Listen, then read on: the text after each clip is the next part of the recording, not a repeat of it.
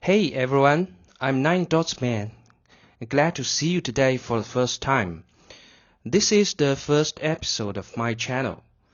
For a long time now, I've wanted to create a space where people from different cultures can truly get to know each other. And I figured, what better place to start than with my own life as someone born and raised in mainland China until today. Alright, so today let's just have a casual chat. I'm guessing you've seen a lot of stories about China in the news, in the movies, especially over the last 10 years or so.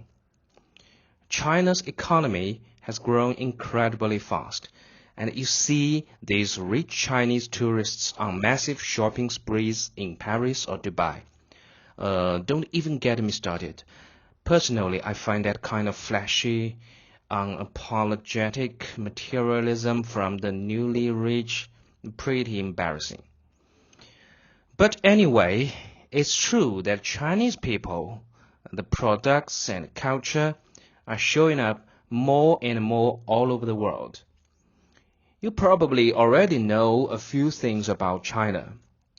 Maybe from YouTube stars like Li Ziqi, or that China has a long and rich history with the Great Wall, the Forbidden City.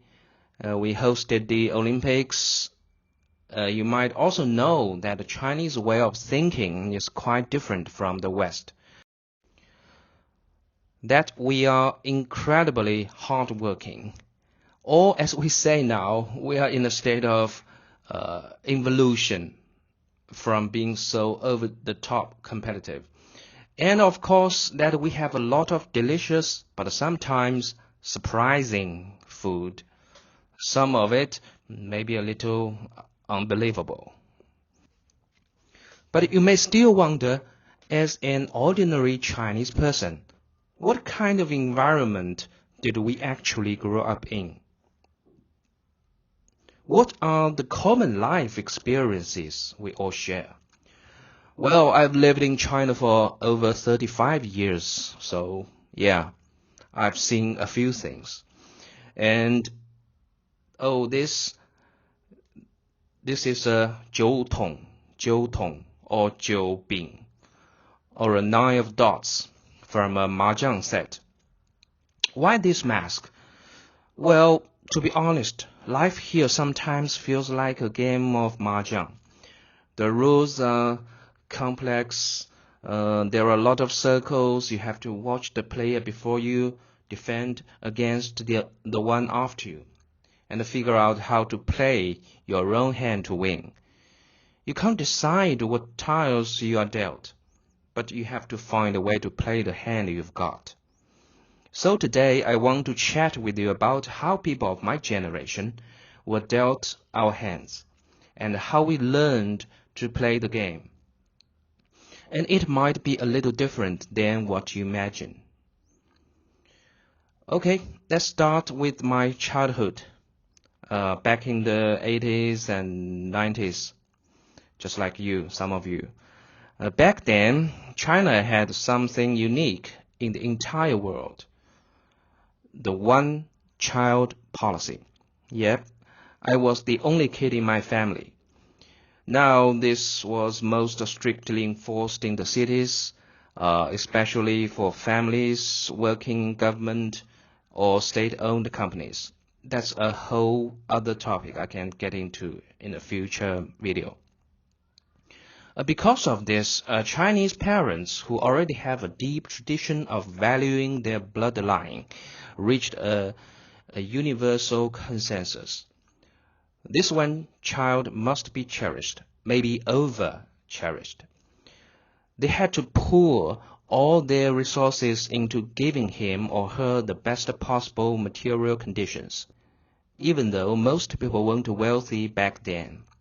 My parents would give me the best food, the nicest clothes, the newest toys they could afford. It's a tradition that on the first day of the Lunar New Year, we had to wear a brand new set of clothes from head to toe to welcome the new year.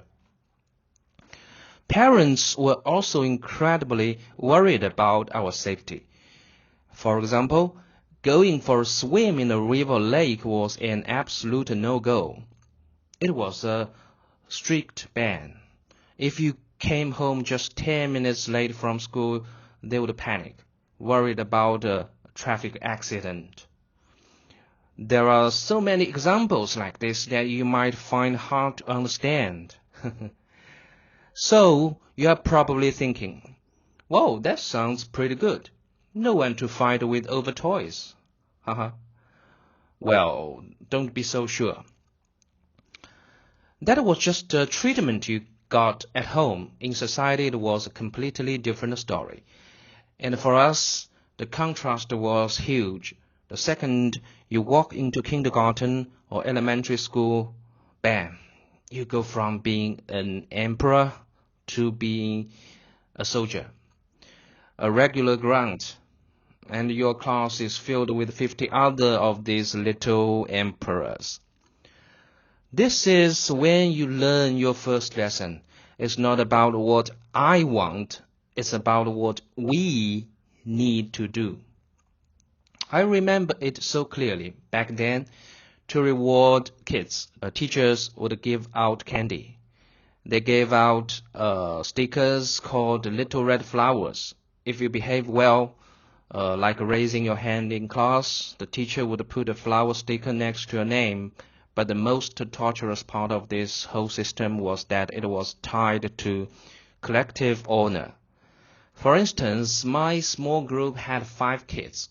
4 of them got a little red flower, but because I whispered to a kid next to me during class, the teacher canceled the flowers for our entire group. I couldn't even look my 4 teammates in the eye.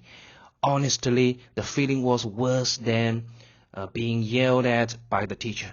And this tactic, is actually rooted in an ancient method of governance, a form of social control. And in China, it's constantly evolving, seeping into every industry with new twists.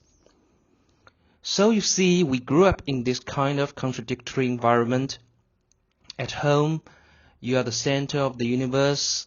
At school, you are just a cog in a machine. We had to learn how to adapt to these huge differences in treatment and manage our own mindset from a very young age. This also explains a lot about what's happening today. For example, why do so many ordinary Chinese people react so strongly when Western media criticizes the Chinese government? Because in the education we received from day one, I and we, the individual and the country are tied together so tightly. To criticize us is to criticize me. That sense of collective honor has been engraved in us since the days of the little red flower. And you have to remember, China has 1.4 billion people. Even if only 1% expresses an opinion, that's a huge visible group. But it doesn't mean they speak for the silent majority, who often have their own clear-headed, independent thoughts. Yeah, let's talk about the school experience. Even today, in 2025, the situation is pretty similar, and the pressure on kids is even greater. I will tell you guys about that in a future video. Yeah, we have got so many stories in the future. For us, before the age of 18, unless you dropped out after 9 years of compulsory education to go to a vocational school, your family and your school gave you only one goal: to study for exams. And the final boss was called the Gaokao, which is the college entrance examination. Let me put it this way. The childhood of my generation was like a super long marathon, and the first line was drawn at the Gaokao. Everything you did was for the sole purpose of crossing that line. We were taught from a young age that only by succeeding in the Gaokao can your life, your entire existence, have a chance at success. My parents were working class. China was just beginning to develop back then, so nobody was rich. Their biggest dream in life was for me to get into a good university, move to a bigger city, find a good job, and not have to struggle like they did, or at the very least to move towards a place and a life that was better than theirs. I remember in the late 90s, we got our first computer, a big clunky white machine that sounded like a tractor when it booted up. I was so excited, thinking I could finally play games. And what happened? The first piece of software my dad installed was called Star Learner. It was just an electronic test bank. I was only allowed to touch the computer for 1 hour a week on weekends, and only under my dad's supervision to do, practice questions. Interesting. Back then, anything unrelated to exams was called not focusing on your proper duties. You want to paint? After you get into college. You want to play soccer? What if you break your leg before the exam? A relationship? Absolutely forbidden. In Chinese, we called it 早恋, which means loving too early. It was treated like a monstrous beast that would ruin your entire life. The whole society was telling you, just endure it. Get into college and then you'll be free. It's hard to fight against because there is an old Chinese saying that goes back 1,000 years. Maybe by an emperor in the Song dynasty. In books, you will find a beautiful wife. In books, you will find a house of gold. In books, you will find 1,000 bushels of grain. Even today, I believe this mindset hasn't really changed for the majority of people in China. Looking back, this really shaped a unique trait in my generation, delayed gratification. We got used to sacrificing present happiness for a distant goal. And that energy was later carried from the exam hall into the workplace. You've probably heard of China's 996 work culture, which is the term 996 refers to the practice of working from 9 a.m. to 9 p.m. 6 days a week, or involution, 内卷. The roots are right here. Even though we crossed the narrow bridge of the Gaokao, that feeling of if you don't run as fast as you can, you are going to fall off. That fear never leaves you. The racetrack just moved from the school to the office. Alright, so let's say you are lucky, you fought tooth and nail, crossed the bridge and got into university. What then? You think you're free? Nope. Now you have to start pursuing life's ultimate goal. And my parents' generation summed up this goal perfectly in one word: stability. What is stability? A job in a government department, a state-owned enterprise, or a school? Yeah. And an apartment to shelter you from the wind and the rain, a family to get through life with. In their eyes, this was the definition of a happy life. When I graduated from college, I genuinely wanted to go to Beijing and start a band. Maybe a little crazy. I remember cautiously bringing up this idea with my dad. He was watching TV at the time. After he heard me, he just turned off the TV, turned his head to look at me, and very calmly asked me one question: how will you eat? Just 4 words, but his question was spot on. He didn't lecture me with grand theories about life. He just asked me the most fundamental question. In his view, dreams, passion, all of that is empty. A full stomach and a roof over your head. That's what's real. This extreme pursuit of stability actually explains why Chinese society has been able to maintain its general direction and move forward over the past few decades. For the vast majority of ordinary people, as long as life is getting better and there is hope for the future, other things can be put on the back burner. Compared to empty slogans, people care more about their pensions, their kids' school districts, and a hospital bed when they need one. This extreme pragmatism is engraved in the bones of my generation. It's also something the Chinese government understands very well, which is why you'll see that all of its core propaganda revolves around economic development and a better life. Because they know that's what ordinary people care about the most.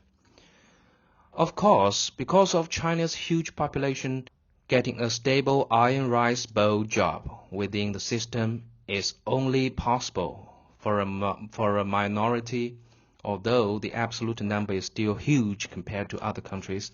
So many Chinese people will still hustle for a better life. This is one of the factors that allowed China to become the factory of the world. With so many people and such intense competition, combined with the unique cleverness in the Chinese DNA. People always find a way to survive in the cracks, to carve out their own space. I'm not always a fan of this overly pragmatic, sometimes cutthroat and disunified way of getting ahead. But, I get it. I understand where it comes from. So after all this talk, what are we really like, the people of my generation who grew up in China? How do I put it? I think we are a very contradictory generation. There is a joke that makes fun of us. When we were in elementary school, university was free. When we got to university, elementary school was free. When we didn't have jobs, jobs were assigned by the government. When we needed jobs, we had to find them ourselves. When we didn't need housing, housing was allocated. When we needed to get married, we had to buy our own house. And just when we finally got our lives in order, they started asking us to have another kid. At home, we were treated like treasures, but outside we were taught to be like cogs in the machine. We were told to be selfless, to put the collective first, to think of the bigger picture. But we often fall short in the face of our own human nature, getting caught up in the most intense competition, turning on each other. We secretly yearn for freedom and individuality, but at the end of the day, we feel that stability is the most reliable path in life. Now that we are middle-aged, facing overtime at work, our kids' education, marital problems, and caring for our aging parents, we are often exhausted. We fantasize about a road trip around the world, scrolling through TikToks about poetry and the distant land, that romantic idea of a travel-filled life.